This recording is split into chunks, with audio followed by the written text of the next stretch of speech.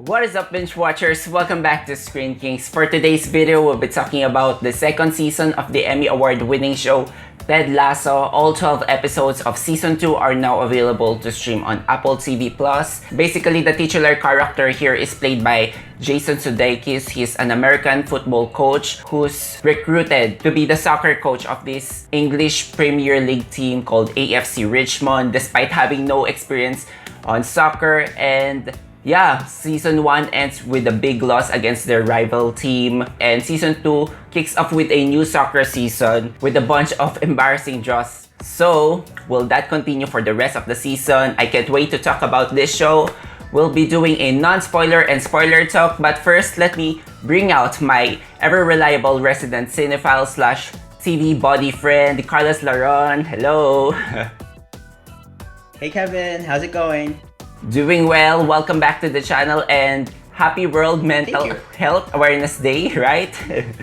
Yes, it's so perfect for this review and I'm glad that we're doing this. Yeah, this is a show that tackles about the mental health of people in the sports field. So how did you find the second season of Ted Lasso? This show is just a boost of serotonin to me. Point blank period. And honestly, I started watching it in the beginning of the year when Jason Sudeikis won for a Golden Globe for the best comedy actor. I thought to myself, like, how did I ever miss the show last year?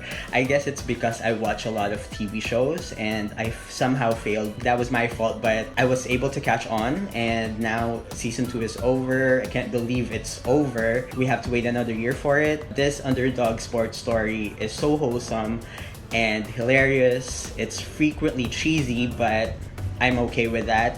It actually reminds me of a hot cup of tea on a rainy day, or those biscuits that Ted gives Rebecca all the time. So that was the vibe for me. It just fills you up with good things inside you, and you don't need to know soccer to enjoy this. I guess why a lot of people lean towards liking this is because this is a time that we need uplifting and good humor, most of all positive energy, and this show gives that. So, needless to say, it has become one of my favorites this year. So, yeah, what about you? Yeah, I'm not going to contest to any of your points there because Ted Lasso is surprisingly one of those shows that automatically puts me in a good mood. I mean, it never fails. And speaking of those biscuits, I'm really dying to taste those Ted Lasso biscuits. Like, if they're out in the market, I'm gonna buy that for sure. Season 1 is just a breath of fresh air. And then season 2, I was expecting them to maybe just rely on the charms of its cast, because it's one of those shows that we have this varied, likable characters that it's almost impossible for you not to have anyone who's your favorite.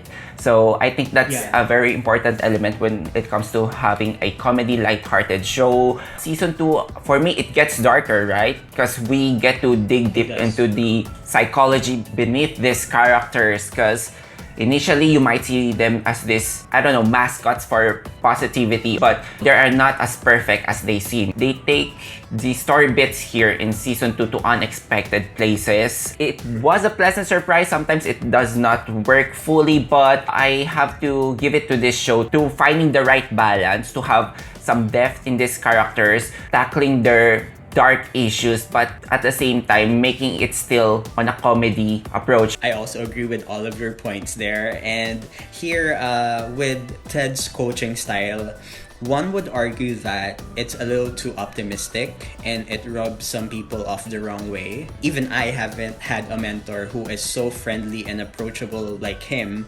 because we're supposed to believe that coaches have this reputation of being so strict and driven, and always that mindset of being in it to win it. Once they see someone who's not like that as Ted, they think to themselves like, okay, what's going on here? Is it just a front, right? So it's not a nice show for that sake, but it's got terrific writing and the jokes always land with the story and the situations. And I'm sure with the first season's success, it would be interesting to see how they maintain the storylines and introduce new arcs, like you said, for the supporting characters that we didn't see much of in the first season. Here, they had longer episodes in this season, and they added 2 more episodes because they did 10 on the first and now 12 here. Yeah, there was a good share of screen time for everyone, and I love that. And you get to see the journey of these characters, what they stand for, and what their flaws and shortcomings are. And I would say everyone unraveled in this season. There's so many things to say about it, and it serves as a mirror for us, the viewers, because with the number of people around Ted's life in this job, it's fairly easy to find yourself or relate with at least one character. The cast were given opportunities to shine, and they were excellent in doing so. Yeah. You know what? I have to appreciate here Jason Sudeikis because he's the co-creator. He's also the producer, and he's also the main star of the show. He could have easily turned this show as, a character-centric show for Ted Lasso, make it, all about him, and then make the rest, supporting characters. But he's not that greedy when it comes to screen time here because he lets other cast here get their own moments. Even some of the recurring characters, they have solid arcs. When it comes to the character of Ted Lasso, I think sometimes we're just corrupted with our minds when it comes to the usual TV shows that we watch where it celebrates anti-heroes and villains, that we begin to think, is the character of Ted Lasso can really be possible in real life? The idealistic side of me would like to think that these types of people exist, and these are the types of people that should be celebrated, especially in a time like this. And it's just a show that brings out positivity without being too contrived. I'm still down for all the uplifting messages that this show brings when it comes to the metaphor of soccer and life. It does not come out as too preachy, so I'm okay with that actually. And the humor is actually great. We've watched a lot of comedy sitcoms here, and sometimes you can see some of the jokes being rehashed now and then. In here, they're actually unique. I love the script writing here. You don't really need to be a fan of soccer because basically the show is just 15% soccer strategy, right? So it's all about building the teamwork and camaraderie, your growth as an individual. So I'm gonna give my score now, and for this second season, I'm gonna give it a 4 out of 5. I think they're best suited for 10 episodes and 30-minute runtime. I know you're gonna disagree with me here, but there are just moments where I feel like the show is going around in circles. When the show does not touch much on its soccer subject, it kind of feels like, your standard adulting crisis phase, which is good at times, but yeah. You know what? I actually disagree there a little bit with how you think that 12 episodes is a little excessive, plus the 45-minute runtime of the other episodes. I enjoyed it for the most part, but I do understand where you're coming from. One thing that I want to say though is I love how Apple TV stuck with the weekly episode drop as opposed to dropping them all at once, because it gave me something to look forward to for the past 3 months. Of course, it's easily binge-worthy if you waited. I watched it at a slow pace. It's heavier and more intense, and I let the emotions marinate in my head a little bit. In this season, I love how the message of the players' mental health should be taken more care of. Plus, vulnerability is not weakness. A lot of people mistake that for being weak, but it's definitely not. Ted Lasso champions that, and we all know that AFC Richmond is a safe space, and they are a team that values trust, honesty, and openness. I have nothing but high praises for the show. I am going to give this a 5. This is how much I love that show. It is an antidote to most of the gloomy shows that we really watch these days. So now let's proceed to the spoiler talk. If you haven't seen yet the second season of Ted Lasso, better pause this video, or maybe you don't care about spoilers, proceed at your own risk. We're now talking about the wonderful characters of this show. Let's start off first with our main character, Ted. So we know early on, Carlo, in first episode that he's been hiding this dark secret. Season 2, we found out that his father has committed suicide, which is such a dark past for a character, and it kind of works as his defense mechanism. It makes sense. So his arc here is all about breaking his walls to be more vulnerable with the help of this wonderful character. Probably my favorite character of the show is Dr. Sarah Niles. Yeah, first season he was, jolly old Ted Lasso for me. It was so refreshing to see. In the second season, there were themes about, his mental health that the show explored, which I love. The panic attacks are a recurring theme, and I'm glad that they still managed to explore what his head space was like. With the help of Dr. Sarah Niles, we get to see him really be vulnerable. He breaks down, was crying in that scene where, he said that he wouldn't let anyone pass him by without knowing that they're hurting inside. That really hit me in the feels.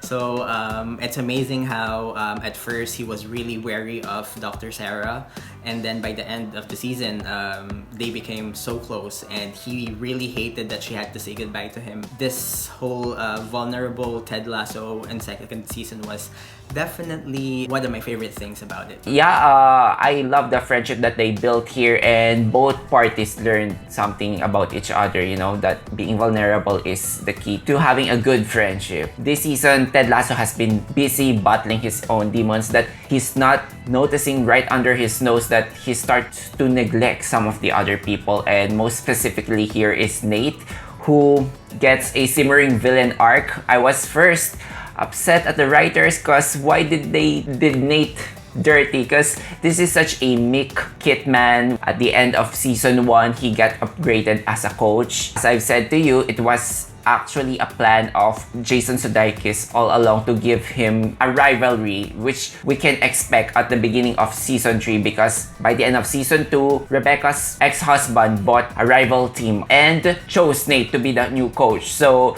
what was your take on Nate's whole arc, with him spitting on the mirror, that self-loathing team? Does it come to you as something that will naturally progress for this character? Honestly, no, I did not see that coming. It was tough to see because that sweet old Nate from season 1, how could he do Ted Lasso dirty like this? Who is this man right now? It broke me, but looking back, I understood maybe how he was feeling abandoned as his coach tasks are beginning to, be more intense.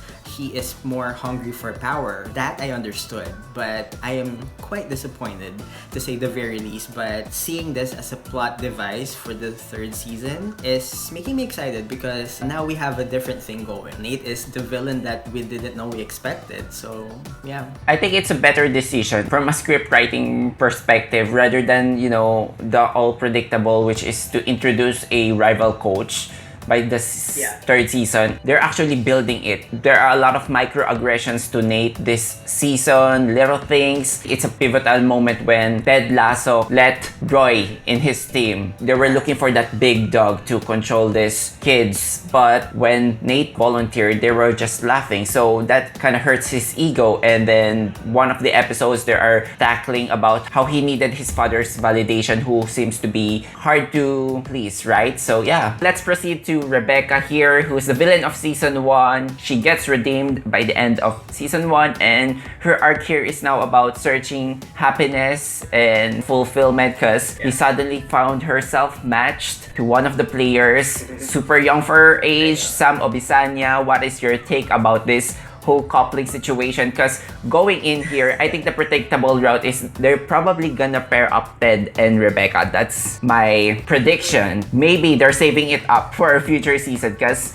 eventually they broke things up, and I just think that maybe the only contribution of this arc is just to show that Rebecca is an empowered and independent woman, that she doesn't need to feel insecure by choosing a younger partner. I like both of these characters, but I'm not really down for them being together. They're both wise for their age, but there's still a generation gap just because they are at different points of their life that I don't think their relationship will work. But how about you? You know, it's really nice to see Rebecca putting herself out there more and dating. Season 1 was all about the divorce and how she feels a little bitter because of her ex-husband. The scene where she was dating this man in the first few episodes, and then Roy tells her, don't you settle for fine. We all should learn from that. We should not settle for fine. And also her relationship with her mom is explored here. That was more more complex than I thought, because I thought that she was just tolerating her,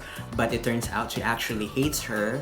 And then her thing with Sam kind of shocked me that they would go that route, but you know, seeing her happy, it's like I didn't care for like the age gap anymore, but seeing her be content and like fulfilled in that way, but also she understands the repercussions of her actions if in case she would continue the relationship with Sam. It's really a tough thing to weigh on. She is one of these characters where Ted says she has a habit of dropping truth bombs, and honestly, I'm waiting for season 3. What kind of truth will she drop on Ted? Let's proceed now to Rebecca's growing friendship with Keely and the another couple of the show, Keely and Roy. They haven't gotten yet to a full-blown lovers quarrel, but I'm getting early signs that season 3, it might be a rocky relationship for them. Keely got offered to be this new PR firm CEO, which is actually a great thing because looking at the arc of Keely here, she started out as this pin-up model and then she became the PR manager for the sports team here of Richmond. It was only that episode where she became one of the time most recognized women. I was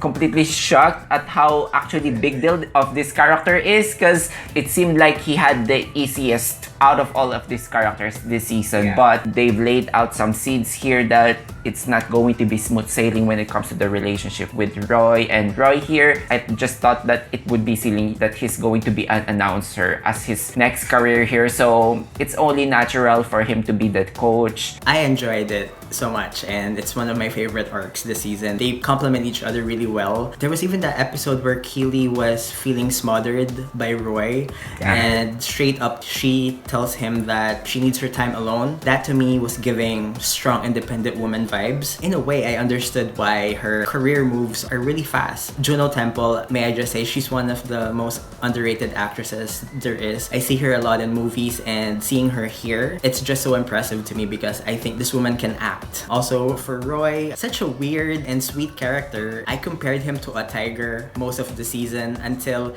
the last episode where he was growling with an antique tiger because he has this really tough exterior, but he really just caves in when it's about the important things in life. Both of these characters have great character developments this season. We never know what might happen to them, but I'm excited for their journeys. I love these characters here and the performances of the actors because both of them are nominated for Emmys, and Brett Goldstein won. I've always perceived this character as somewhat of a caricature, and once you get to learn the backstory of how he got the role, because he's actually one of the writers of the show, then they realize how much similar he can be to the character he auditioned and he got it. He is easily a fan favorite of this show. Then Jamie Tart here is making a move to Keely, so I think that is something that they may play. Keely here is having a tough time revealing what happened on that funeral. It's much easier for her to tell the thing about Nate because Nate is so not a threat, but it's tougher for Keely because I can guarantee you that she still have feelings for Jamie Tart here. So that will be a possible threat season 3.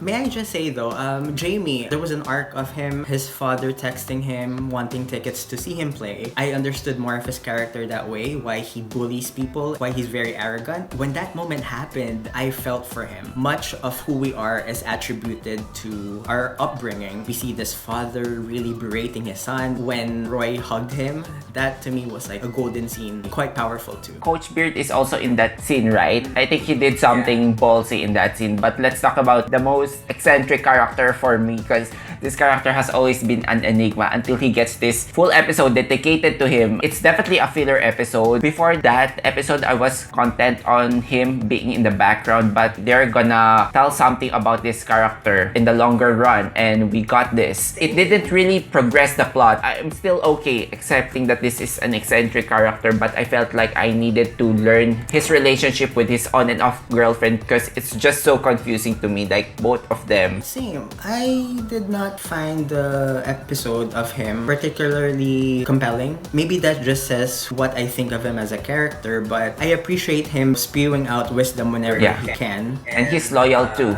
Sam Obisania's arc here is early on in this season, he needs to stand up for what he believes in. He gets educated, of the things that's happening in his country, that these sponsorships can work against his image and, conflict with what he believes in. And then he got this big offer from Nigeria to play with his fellow Africans, and then he turned it down. And I was glad that he turned it down because that guy is just rude. He showed his true colors at the end of that episode. He's one of the interesting characters for me. I see him as someone who stands their ground and will fight for whatever he believes is right. I'm glad that he did turn the offer down. I think we get to see more of him, and he now has a restaurant. I'm excited for that, wherever the story takes us. I wish for him a bigger role next season because I think he's an accessible character for younger audiences because he represents, young athletes who are just filled with hope, very wise. So yeah, the show can do a lot of things with this character. What is your, biggest takeaway this season? Because season 1, the thing that really stuck to me is that goldfish scene. That really made an impact for me. Having that mantra, like, be a goldfish, don't dwell on your losses, just move forward. So season 2, it kind of works as a contradiction that Ted Lasso is not this character that's just booming with positivity. So we got some darker truths here. My biggest takeaway for this is that whenever there is an opportunity for us to be right or kind, I think we should always choose to be kind, is what the show is mostly about. Kindness goes a long way. It shows with every character here. They make their decisions and it radiates and it resonates with everyone because this is a tricky time for all of us, and to see something so good and so powerful, like a balance of drama and comedy, I would not want anything more. Life has its up and downs, pretty much like a soccer game. You got wins and losses, but it's all about how you deal with the situation and still remember to treat people with kindness. So we will end this second season discussion of Ted Lasso. But how about you guys? Have you seen this show? Let us know what you think in the comment sections down below. Also, if you enjoyed watching this video, give this a like and subscribe to us for weekly content. Carlos, as always, thank you so much for having this fun discussion with me. Thank you so much, Kevin. Okay, thank you so much guys for watching. Until then, we will see you all on the next one.